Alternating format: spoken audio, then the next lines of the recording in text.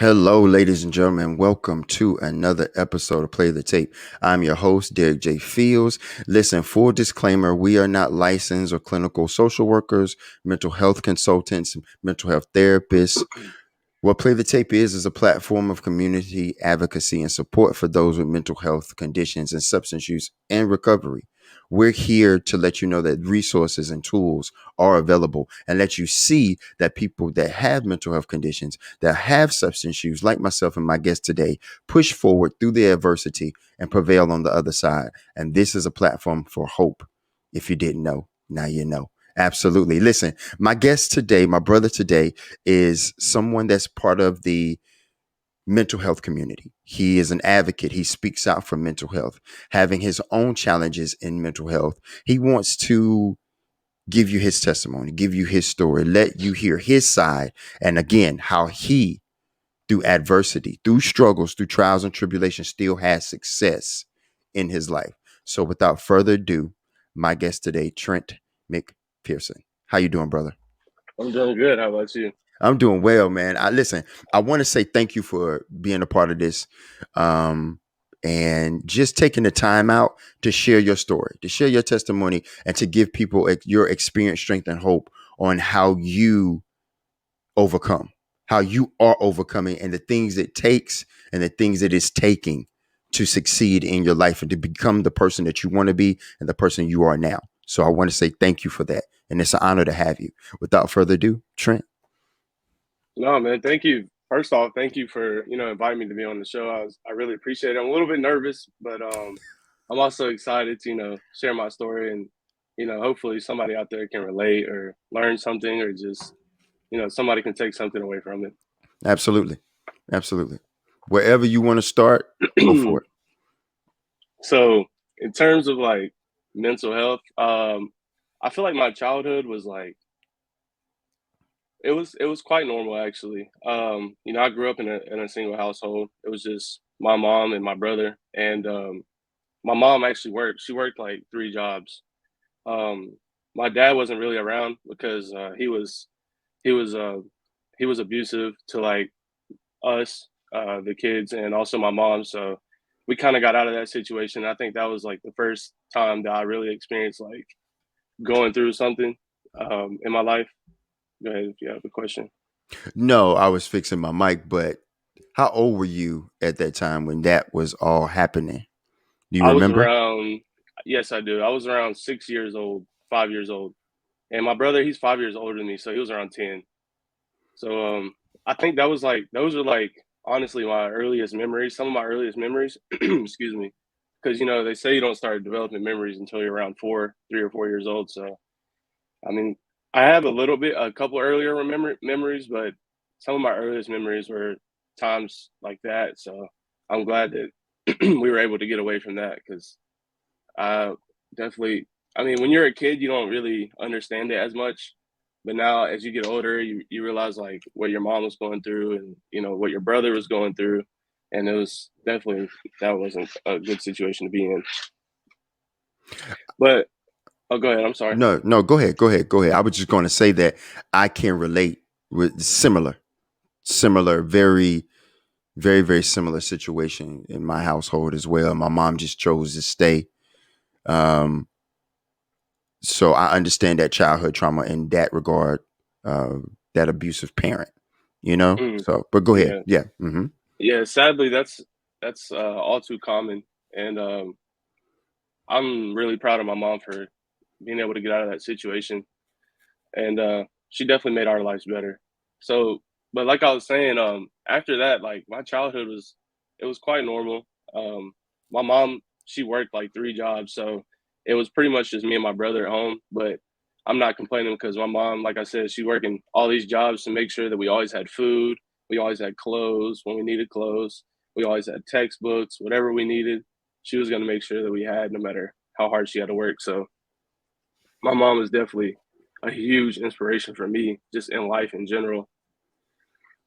But I feel like for me personally, um once I hit like high school, I was like Hmm. that's when I started to like I feel like I don't want to say develop, but I started to have like some issues because my dad, like, so I had a stepdad basically, and he treated my mom a lot better, but like he also had like his own things that I feel Mm-hmm. like really like contributed to how me and my brother are now.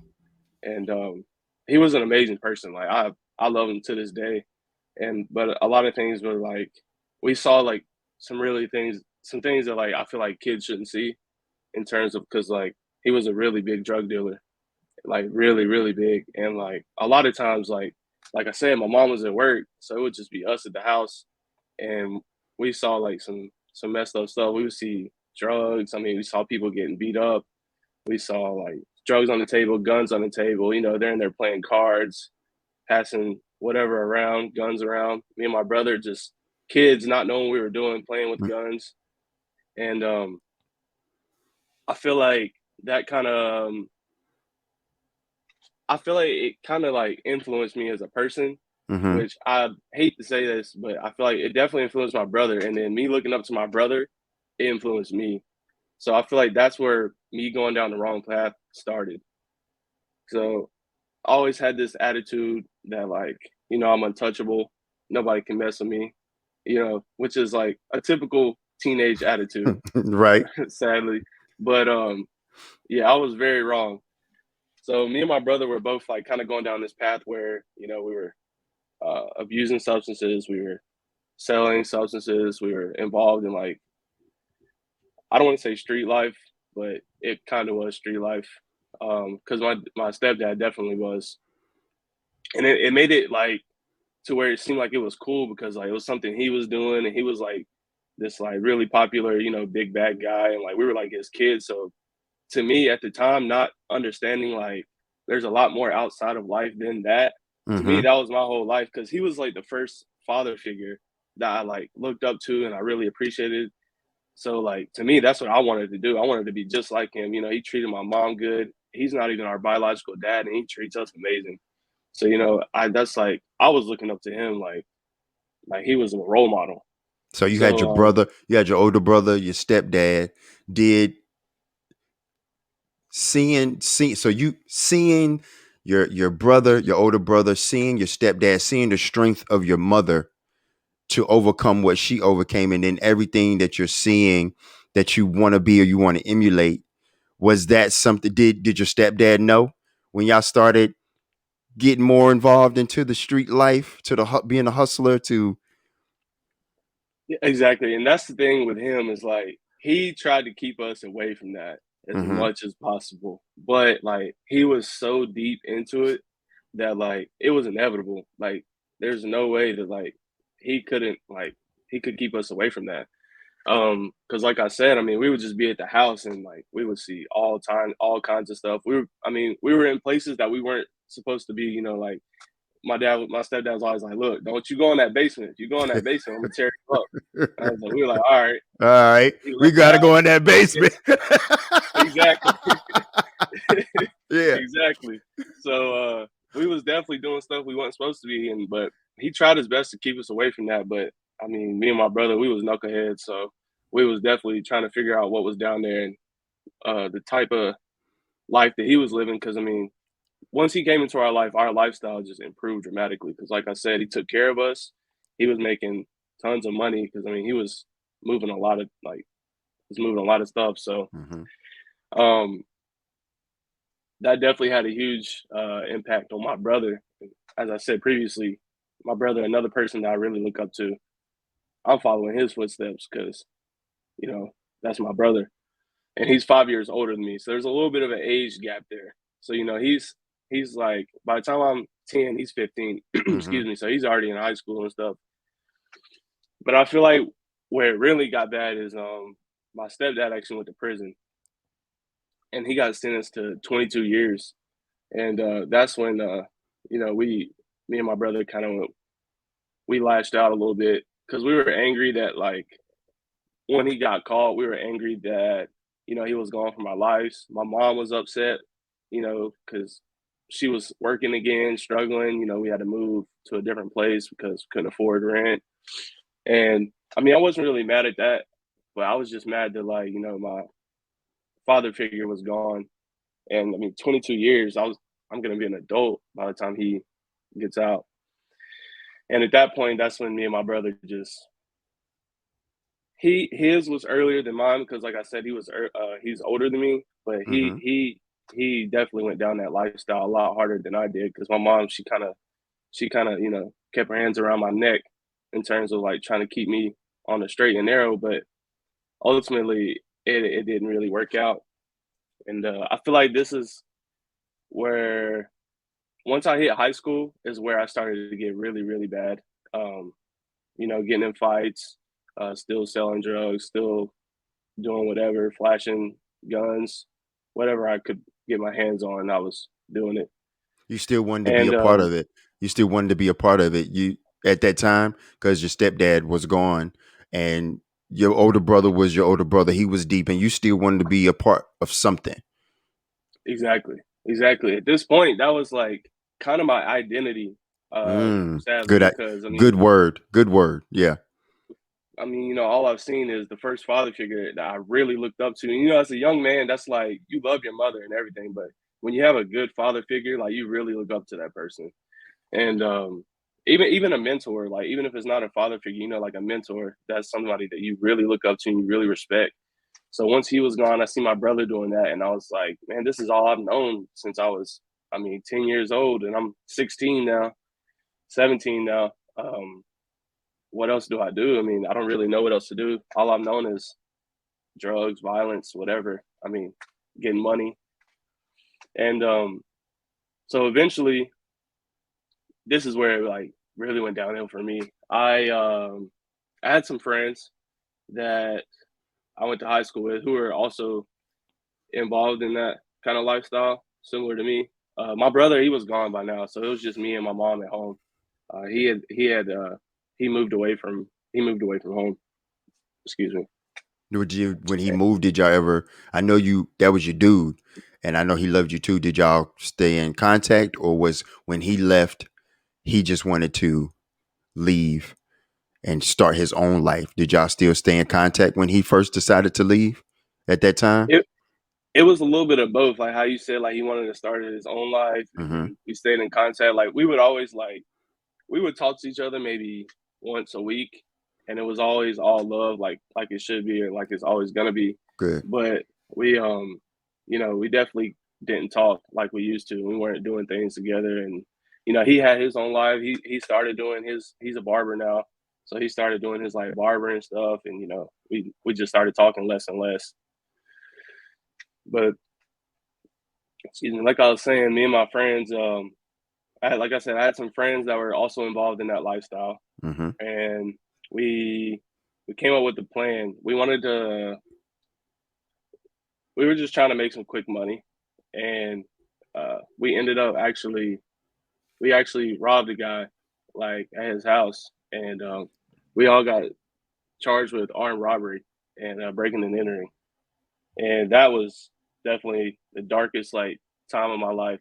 How old And were it you wasn't even when I that was happened? 17. I was 17. 17 at this time. There's two states I think that charge you as an adult at 17: North Carolina and New Mm-hmm. York. And Yep. I was in North Carolina at this time because I don't know if I told you this, but I was born and raised in North Carolina. Um, so yeah, I was born and raised in North Carolina. So I was Yeah. in North Carolina at this time, and um, so I was charged as an adult. And so at first we thought we were in the smooth, and then we got caught somehow. One thing led to another. Next thing I know, I'm at school and they're arresting me at school right after gym class. Walking me through the hallways in handcuffs, everybody staring at me. And all I can think about is I don't even care about these people staring at me. All I can think about is like, what's my mom gonna say when she hears Right. this? Right. You know what I'm saying? Like to me, like the biggest thing that hurt me was like I did like I said, like I was kind of used to like that lifestyle. But the biggest thing that hurt me was like my mom. You know what I'm saying? What's she gonna say? How she gonna react? She's gonna be crying. So that's where my mental health started to kick in, like my mental health issues, Mm-hmm. or just I was having really bad anxiety about that, and so they arrested me at school, took us to jail. The whole time I was just shaking, not even because I was scared to go to jail. I was just scared of like my mom, which is Mom. crazy. You know it ain't. Yeah, Yeah, I That's a scared him real off, fear. man. Yeah, I know that's right. Yeah, and yeah. So I was in jail for maybe 2, 3 months before my uncle actually came and bailed me out because my bail was set at 25,000. Yeah, 25,000. So he yeah, my mom was like, I talked to my mom. She was like, I'm not getting you out. You're gonna have to sit in there until somebody figure it out. And I was like, dang, she really gonna leave me in here? I was like, yeah, I mean, that's what I expect from my mom. So, but my uncle actually came through and he bailed me out. He had some land and he put his land up, and that's how I got out. But once I got out, my mom actually sent me to live with my biological dad, Mm. and Real quick, you, I real mean, quick, go ahead. real quick. 3 months before your uncle came and bailed you out, you was in county or just Yeah, whole I was in count? Okay, county. you was in county. Yeah, I was in At county. Yeah.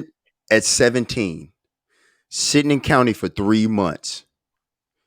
What was the mindset of Trenton before the uncle came? Before your mother said you got to go live with your biological father? What was that like? What was that mental state for Trenton in 3 months in county? Man, I can't even lie to you, man. I was scared because, you know, like I said, I always thought I was untouchable, but Yeah. I always felt like I was protected, but by my stepdad, by my friends, my brother. But once you're in there by yourself, man, you're in there around people who are, really, really, really about that life, because Mm-hmm. in jail, like that's people who are waiting to be on trial. So there can be murderers in there, rapists, hardcore drug dealers, people who have like done some things and seen some things, and I have too. But I was definitely scared. Okay. I was scared. I was feeling a little betrayed, but What do you also I mean? under What do you mean? because like I felt like like 3 months like that. I feel like that was enough time for somebody to come and get me out. I got you. But I mean, I understand at the same time. Uh, I felt betrayed by my friends and my family, but I feel like that was just me being young and not understanding. I was being real selfish with that, and like I said, man, I was just mainly scared every day. I didn't know what was gonna happen. It was crazy in there. But yeah, that's definitely something I'll never forget. And I feel like that's definitely something that changed my life. Okay. So moving forward, you were saying that after your uncle had put up his land and you had got bailed, you got bonded out, bailed out. Now your mom is like, hey, well, you got to go stay with your biological father. What would 17 still? Hmm. Okay, bam. Okay, I'm home. Okay, mom, I'm sorry. Now I gotta go stay with this guy. Yeah, So for real. So even more like I was saying, I felt betrayed. Now I was just like straight up confused. I was like, yeah. why would you want me to stay with him? Like after everything that he put you through and like all that stuff. Like, I don't even want to be there. Why would I want to be around him? And again, I was feeling betrayed. I didn't really understand. She was like, I think you need to go stay with him because I don't want you in this house where you're gonna be acting like that. And my even my biological father was kind of into that lifestyle. Mm-hmm. So she was like, you need to go stay with him so you can just get away from all the people that you think are your friends and that you think are really with you. And I was feeling, like I said, hurt, betrayed, confused. I didn't want to be there. I was angry. And when I first got there, I was angry at him. I was angry at my family. I was angry at like the world because I mean at this point I felt like everything was unfair. You know, I didn't want to be there at all. Why would I want to be around this? I was angry at him. Like I really wanted to hurt him because of like all the things that he put like us through and my mom through. But I think that what happened was I guess he like talked to her or something and told her like, listen, I can get him on the straight and narrow. I can get him going where he needs to be going. And I mean, he did, but it definitely wasn't what I was uh, thinking was going to happen when I got out of jail. So what happened when you got to your now? Where's your dad? Where's your biological dad living at this time? So he was living in a city about, it's called Morganton. It's about 30, 35 minutes away from where I'm from Mm-hmm. originally. So He was never like too far. He just wasn't really involved. Right. But I think he was like slightly involved in the background. It's just that like my mom didn't really want me around him, so I didn't really hear much about it. Um, because I mean, at the end of the day, I'm still his son. So even though like I'm sure he matured even as he got older Right. from the time when he was younger and I was a baby. So excuse me. So I went to live with him. Found out I had a little brother, which I actually didn't know. That was awesome. And I remember when I first got there, like I went to church, and like when I was younger, I went to church with like some of my friends, but I like as I got older, I kind of got out of that, and I never really got too involved in that, like in like religion, because my thought process was like, I mean, I'm the ultimate decision making in my life. You know what I'm saying? What happens to me, I decide. Again, that's a very dumb and young mindset, but um uh I was having like some anxiety and some depression because like you know the town that I'm from is a real small town. It's a lot of really closed-minded people there, and also you know growing up, my family was one of the only minority families in that town. So you get on Facebook and you read what people are saying about you, and people are saying just horrible things like racist things and how they see you and oh I thought he was this and now he's this, like this is what his true colors are, this is what his people does, and Mm. that like that Yeah. tears you down as a person. Yes, it does. And I was like going through some stuff at that point. I was starting to get I've always had anxiety, but I was starting to feel like I was getting depressed because like not all my friends, they weren't talking to me. People that I thought were my friends, they wouldn't talk to me, they wouldn't associate with me. I wasn't even allowed to go. Excuse me. I wasn't allowed to go near my school, my old school. If I wanted to go see some friends, go to a basketball game, I wasn't allowed to do that. Even a lot of my family members like wouldn't talk to me. So at this point, I feel like all I had was my biological dad, and like it was like a really desperate feeling because I feel like this is really who I got to turn to. Like what I'm saying, like I had nobody, so I guess I got to just turn to this person. And I mean, it really felt like I had nobody because I didn't want to like do that. You know what I'm Right. saying? I didn't even want to talk to him. Um, so I just felt depressed, man. I was always just I shared a room with my brother. I was always in the room. Excuse me. Never came out. I was not taking care of myself mentally or physically. Um, I like I talked to my mom about it, and she got me some like antidepressants and stuff, and I was taking those, and I started to feel better. I got off of them, and like that's when it started to get worse, which was weird. Like I got off my antidepressants, and I felt like everything got worse, and like I was just like going through the pain of like feeling like I let my mom down because, like I was telling you earlier, man, like she's a huge inspiration for me, Right. probably my biggest inspiration, Mm-hmm. and like she didn't really want to talk to me that much.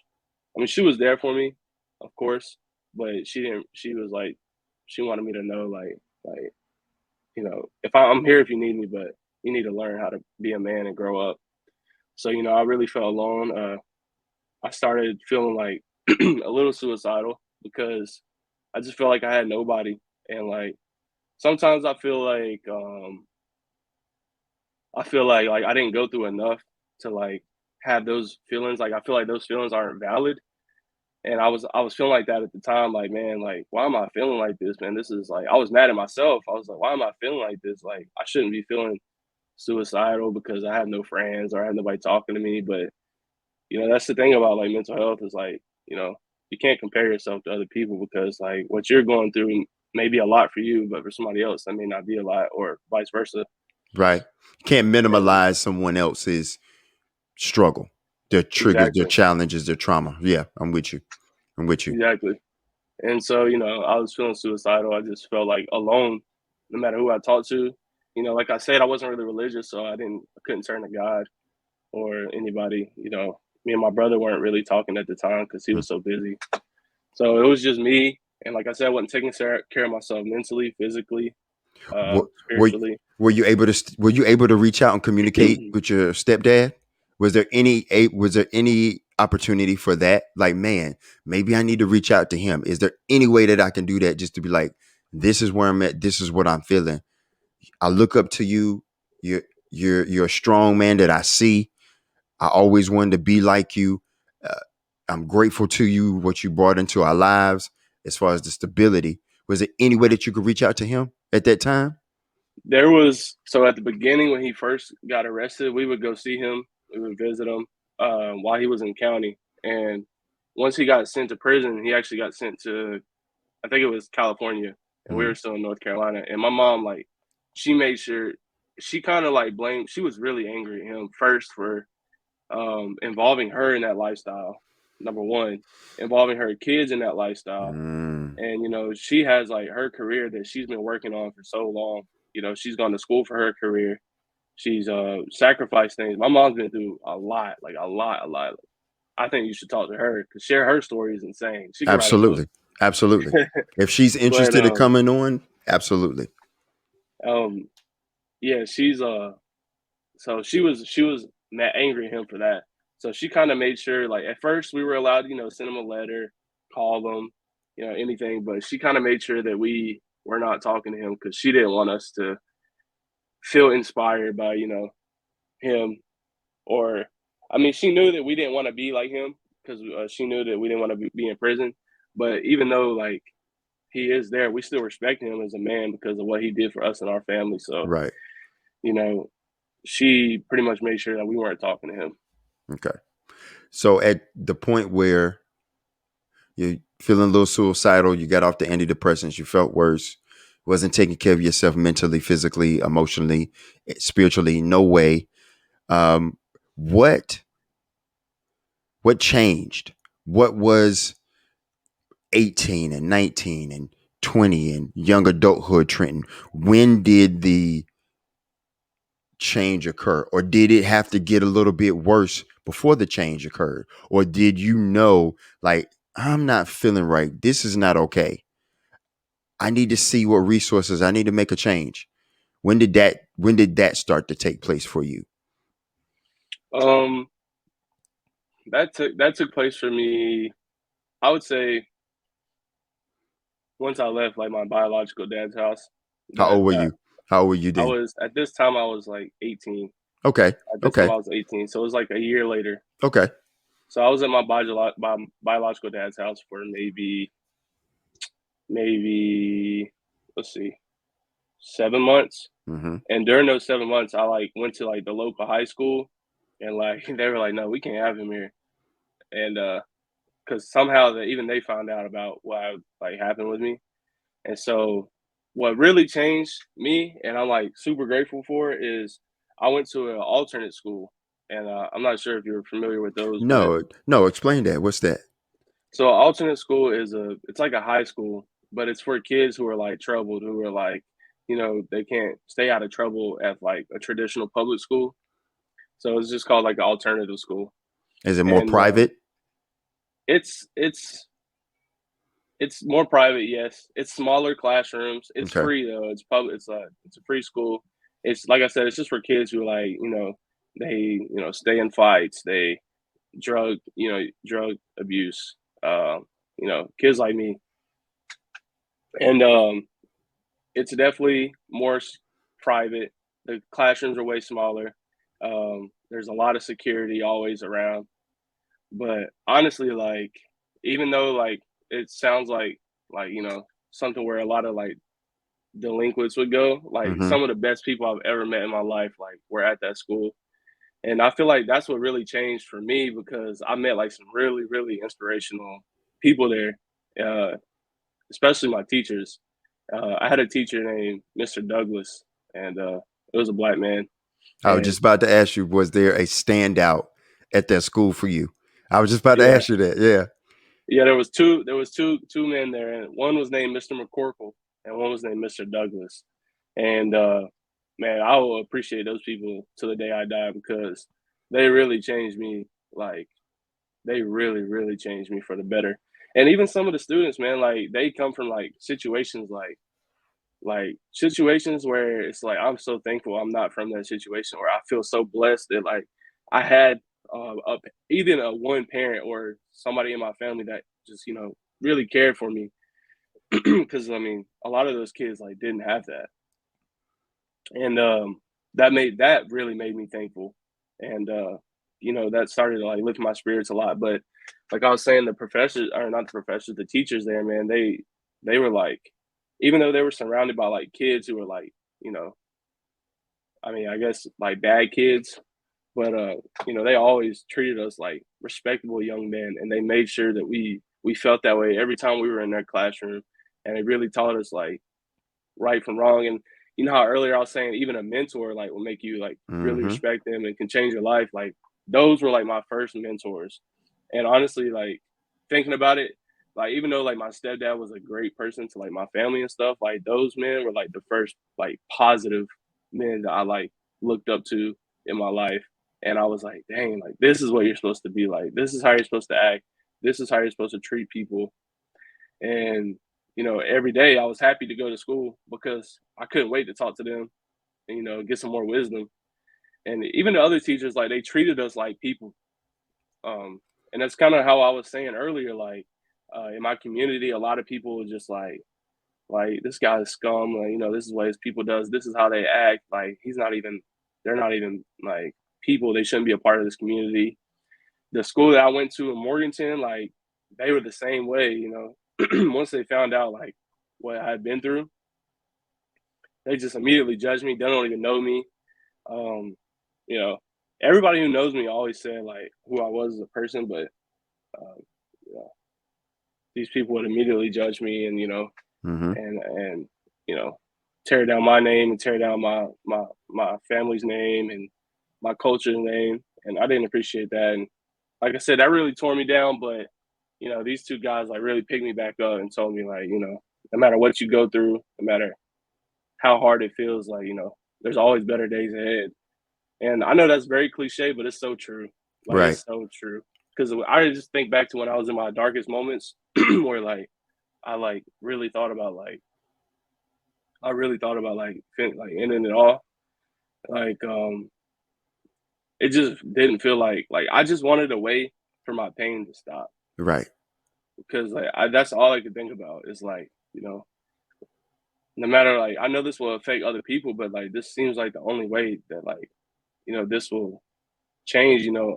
The last year of my life has been people just talking down on me. I had nobody to go to, telling me I'm not even human, telling me I'm trash. So I feel like why should I even be here? And I'm just glad that I held on, because, like I said, man, there's always better days ahead. Absolutely. What did after you graduated? What did what did Trenton do as far as moving forward in the early adulthood to get to the Trenton that I'm speaking with, that's sitting in front of me right now, as far as your mental health stability, your mental health service, the work you had to put in to never ever have to feel or go to that dark place again? Because that takes work. A lot of people don't Hmm. understand, to keep yourself mentally secure. That takes work. That takes resources. That takes community. That takes going to look for help when you need it, Exactly. Yep. and saying, okay, something is not right here. What can I do about it? When did that happen for Trenton? Because you got your education, you met two wonderful men, teachers, and that whole school and your peers. Now, okay, I got some momentum. What else can I do? What else can Trenton be? Yeah. You got some On. inspiration. So yeah. Yeah. So that was, I like how you said community, because well, I'll just start from the beginning. So after I graduated, I was feeling real good about myself. My mom was real proud of me, um, because besides her, she was like the only person to graduate, like even high school. So it was nice to like see my mom be proud of me for that. And it was I mean, it was a big achievement for me, because a lot of people don't even do that. So um, especially I feel like in the circumstances that I was in. Mm-hmm. But I was feeling real good. The next step for me was I was riding on a wave. I was real high at the moment. So I was going straight into it. I was like, Mom, I want to, enroll at this local community college that we had, and I want to take some classes. And so I took some classes, and I was feeling good. But after, a couple months, those problems still just like I was saying, they just came back to me because, like you said, if you don't put in the work to keep your mental health right, it like you'll come back to that point. Mm-hmm. And I was still in that community, uh, my town that I'm from. Same people. That's how it is in a small town. It's always gonna be the same people who like never leave. And those are people. Those are the people with the small town mentality are the people who like think they have to talk down to people the most. And uh, so I didn't get back as bad as I was, but I definitely started to fall back into a depressive state, and my mom was noticing that. So that's when I decided to go to school, like at East Carolina University, which is like 5 hours away from where I live. So it's way on the coast. I'm from Western North Carolina, Mm-hmm. and ECU's on pretty much near the coast, about an hour Yes. away from the coast. Mm-hmm. So I had to do that to get away. My mom noticed that, and that's kind of what my brother had to do, and really worked for him. So I was like, I think I need to get away from here, and she allowed me to do that.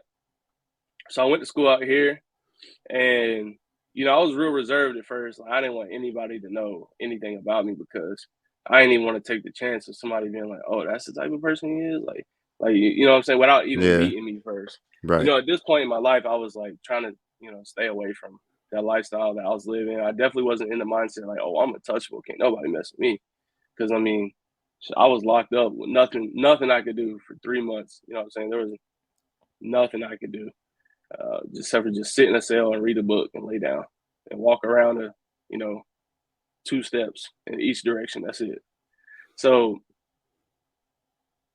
I didn't want to tell anybody about me at first, and but I ended up meeting somebody who like who came from like a similar like situation as me. And well, one thing I really appreciated about ECU was it's way more diverse out here Yes, in it Eastern is. North Carolina Yes, than sir. Western North Carolina. And I really, really, I was not expecting that because like I said, Western North Carolina, I'm from like pretty much the mountains. It's like it's a lot of like Caucasian people, and that's pretty much it. I mean, there's some minorities out there. We got a couple black people, and we got some um, like Hmong people, but other than that, it's pretty much mainly white. So when I came out to Eastern North Carolina, I was like, wow, there's a lot of us out here. I like this. This is nice, because I mean, at the end of the day, like it's not about like I don't mind like I love diversity. That's one thing I really appreciate. But it's a little bit easier when you're around people who are at least look like you. You Mm-hmm. feel just a little bit more at ease. Um, that's just how I felt then. I'm honestly out of that now, but at that time, that's like what I felt like I needed, and I got that going here, and I really appreciated that. So I want to have you back because I feel like there's more to your story than we can get into at this particular time, and that's okay. But what I want to do is jump forward just a little bit because we maybe got about 20 minutes, maybe 15, 20 minutes left. And I want to know what resources you've taken advantage of when it comes to your mental health. What things do you do? What things does Trenton do to keep your mental stability secure? And it's not an absolute science. What works for you may not work for me. What works for me may not work for you, but it's your experiences and sharing them. Someone could be like, "Oh, I haven't thought about doing that yet. Maybe let me try what Trenton did. Let me see if that works for me." Or maybe I know someone that, hey, listen, I watched this show, play the tape, and there was this guy on named Trenton, and he said this worked for him. Want to try that? That's the community that we're a part of. It is so broad and vast. So, what things do you do for your mental stability, your mental recovery that you could share? So, the biggest thing for me, and I like I tell people this all the time, and it's like it's hard to break this stigma. And we've been working on it for a long time, and it's still a work in progress. But the biggest Right. thing for me was just seeking somebody out that I feel like I could trust. I feel Mm-hmm. like somebody that understood me and listened to me and that I could talk to. And like that's what I always tell people, man. Like if you need to find somebody that you should actively seek out somebody that you feel like you can talk to because that is absolutely huge. Just um like the other day I was watching a TED talk and there was a guy who was like a negotiator for people who were about to jump off the Golden Gate Bridge, and he said like 99% of the time when he saved somebody's life, the person that like he's the life he saved, all Hmm. they said to him was, "I just appreciate you listening to me." And Right. I felt like that's how I felt when I was at my darkest moment. I just wanted somebody to just listen to me and like really make me feel understood. And that's one thing that I do. I found a group of people that I can talk to, and it's just some close friends. But I mean, there's tons of resources out there for people who are in this situation. But I found people that I could talk to, and they listen to me, and we listen to each other, and that's absolutely huge right there. I like that. That is huge. Talking to somebody, I know it's very cliche, but you got to do that. Yeah, Got it to. works. It works, man. It's huge. Yeah. And it's kind of like the NAMI connections thing, like that's huge.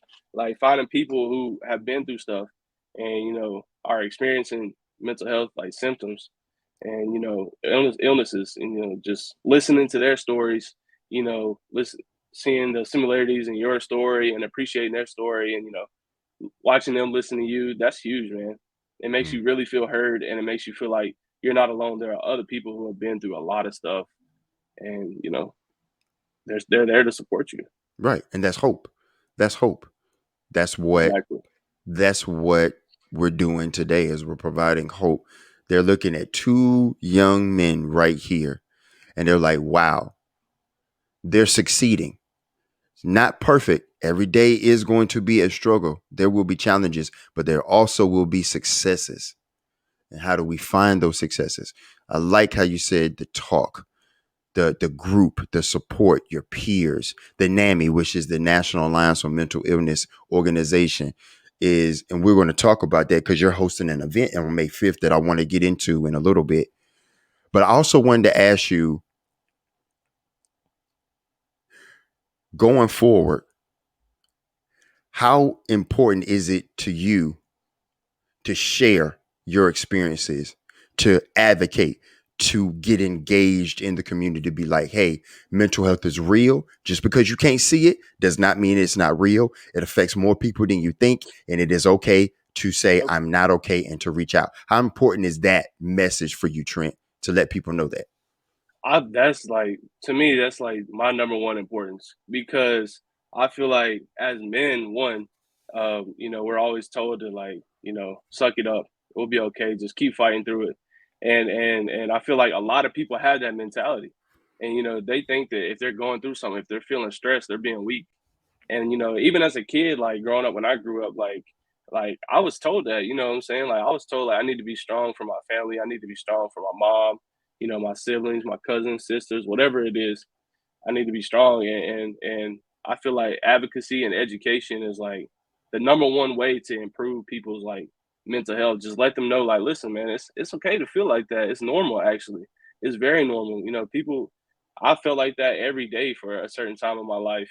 If you just keep, fighting through it and let's get together, let's talk about it, man. Let me teach you some things that I do, some things that might work for you. You could try it out. If it doesn't work, let's get back together. Let's keep trying and let's improve your mental health. And I want to teach people like you said, it's okay to not be okay. It's normal to not be okay. It's fine to not be okay. Like I just want people to understand that because I feel like once you understand that, you're already on a path to having a better future mentally. And yeah, that's huge for me. Awesome. Um, how did you get involved with NAMI? And then I know you have it a men's mental health event on May 5th from 7:30 to 9:15 Eastern time. How did you get a part of NAMI? How did you connect with NAMI? And how did this event come together for you? And what does it mean for you to be able to host this event? So my mom is actually a psychiatric mental health nurse practitioner.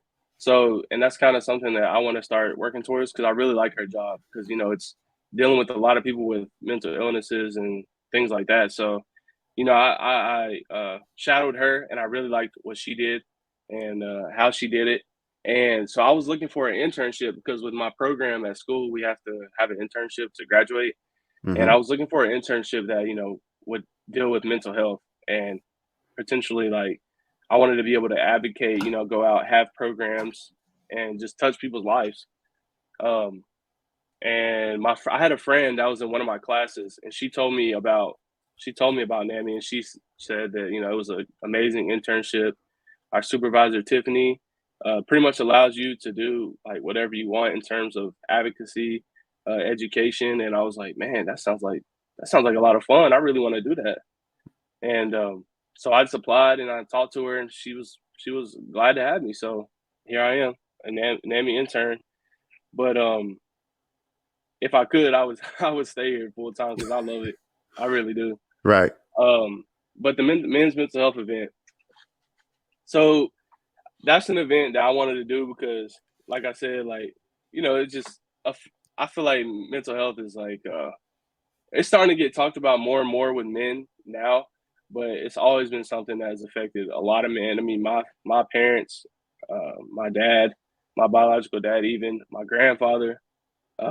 He had like some substance abuse issues, uh, coming from mental health issues. So that's definitely something that I was like, I think I want to. This is a way for me to, because like I said, that's important for me to advocate and Mm-hmm. educate. So this is a way for me to maybe teach some people about things that I've been through. I want to get some other people in here to talk about things that they've been through because everybody's going to have a different story, and I feel like everybody, no matter who you are, you're going to offer value because nobody goes through the exact same thing, and you know it's just awesome to hear from other people who have been through a lot of other things. So I wanted to do this event. Where can people find this event, even if they can't be there on May 5th? Is there a way that they can see it? Or is there a link that can be shared or a website that you could go to that they can rewatch the recording? Is there anything like that? Yeah, so if you want to be there live, it's gonna be on May 5th. And if you go to NAMI's Instagram page, it will be on their Instagram. So it's NAMI Pitt County, NAMI PITT COUNTY. And it'll be on the Instagram page. You can sign up there and it'll be May 5th. But if you can't make it, what I plan to do is record it, and I wanna post it on YouTube. I wanna record it and then post it on YouTube. That way, because this information is not just pertinent now. It's always gonna People always are gonna need like something like this. So even 2 years later, people are gonna Mm-hmm. still be able to see it. So that's something that I want to do is record it, post it on YouTube so people can access it and watch it back. And who knows? Maybe one day I might even need to watch it back and just listen. What is the YouTube channel that it'll be on, so people can come back and view it when they need to? I'm gonna try to. I want to start up a NAMI YouTube page. I need to Ooh, talk to okay. my. I No, need to that's talk new to to my me. supervisor about that. Yeah, that's new Yeah, for that's me. Listen, I think that'd be, yeah, I don't want to say dope. I think that would be fantastic and such a yeah, blessing to have a NAMI YouTube channel. What? Yo, yeah. you got my That's support. I something think that I that, really want to do. yeah, I think that would be nice. I think that would be nice. I like it. I like that. I'm sorry. Appreciate When, it. No, no, no, yeah, no. I get You're good. excited about new ways and new resources and new tools and new outlets and new platforms that haven't been utilized yet for good, for Hmm. health, for community. Dude, that's cool, Trenton. Dang, bro, Yeah, that's what's up. Okay. yeah. That's That, something I really want to do because, I mean, like I was saying, you can reach other people outside of your following on YouTube. So, I really like that idea because most social media is the only people who see your stuff is your following. is your followers, right? So, Right. I like that. I really do. I never that's really good. Kudos to you, man. Listen, I wish you well on all your endeavors and your mental health and everything that you do. Um, where can people reach you if they want to get a hold of you for an event to come speak, come share your experience, strength, and hope? Where can people reach you so they can follow you, get in touch with you, all of that good stuff, where you can promote? So you can find me on Instagram at Trent McPherson 1, which is it's just my name, TRENTMCPHERSON 1. So it's just my name and then one. You can follow me on Instagram. You can find me there. Just shoot me a DM. You can shoot me an email. My email is TrentMC17. So TRENTMC17 at iCloud. I reply via email too. So mainly Instagram or email. But if you want to reach out to me, I love to talk to people. I love talking to people about these things, and you know, if I can help somebody, I would love to. So if you need to reach out to me, please do. Man, your story is beautiful and it's strong and it's impactful. Real quick, give me two things that you're grateful for. Well, one, I'm grateful for my life, and two, I'm grateful to be here still. I'm grateful to be able to talk to people like you. Share my story, and let other people hear it. And then two, I'm grateful for just my peers. People who were really there for me when I really needed them. People who I am, able to talk to about the things that I go through and I still go through. I went through. I still go through now. It's like you said. It never ends. It's always, it comes. Sometimes it comes in waves, Right. but Yep. when you're at that bottom, that's when you have those people that you can fall back on, man. And that's why I'm really grateful for them. Hey, listen, Trenton, listen, I'm grateful for you. Um, I'm going to be a speaker on May 5th, so I'm excited about that. Thank you for having Yeah. me to your event. I'm very blessed to be a part of that and everything that you're doing. Listen, again, I love you, brother. I thank you for being up here. Much success, much blessings on everything that you do. Don't stop doing what you're doing. Always keep that care in your heart. We need people like you to advocate for people like us. So listen, I love you, man. I'm going to have you back because there's more things that I want to talk to you about. We can have a more in-depth conversation. Just was a, hey, this is Trenton. This is an origin. This is what I've come through. Here, who I am now. But there's more to you than that, and I can't wait to have you come back if you want to come back and be a Of recurring course, yes. guest. Thank This you. was, hey man, this was therapeutic for me. Just even talking about it again, A- having somebody to talk to with, that was nice. Absolutely, and that's what. Then see, this is the community part. This is the play the tape. People always ask me, Derek, what does play the tape mean? And I tell them I learned it in because I come from the whole mental health and substance use, so I got the both of those, and you've seen it yourself. It's that this is play the tape. It's good, bad, or indifferent. Whatever that is, you play it to someone that you trust, and they can give you feedback. They can play their tape on how it sounds, whether if it's absurd, a good idea. Just like when you shared the NAMI YouTube channel. Oh man, that's play the tape. Ah, I like it. I like it. everything you said is play the tape. It's just a way to take accountability and responsibility for what we do and what we think. So, hey, until next time, my brother, I love you and thank you. And I'll talk to you soon. And I definitely see you on May 5th. Absolutely. All right. Thank you for Thank you so coming. much, man. Yes, I sir. appreciate it. Have a good one. Peace. Thank you. You too. See you. Listen, fam, this is what we do here at Play the Tape. We come and we share our experiences, our strengths, and our hopes so that you know that you are not alone. With peace comes understanding. With understanding comes love. With love comes hope. And with hope comes faith. And with that faith comes love and recovery. If no one's told you today that they love you, we love you, I love you. People will jump in that pit with you. And that may seem a little absurd, but you know why we'll do it? Because we know the way out. We're more than just lending a hand. We're going to jump down there and dig out with you, boost you up, because that always keeps us therapy too. That gives us therapy, just like it gives you therapy, just the same as Trenton just said. But listen, until next time, this has been a blessing. We love you. See you later. Peace.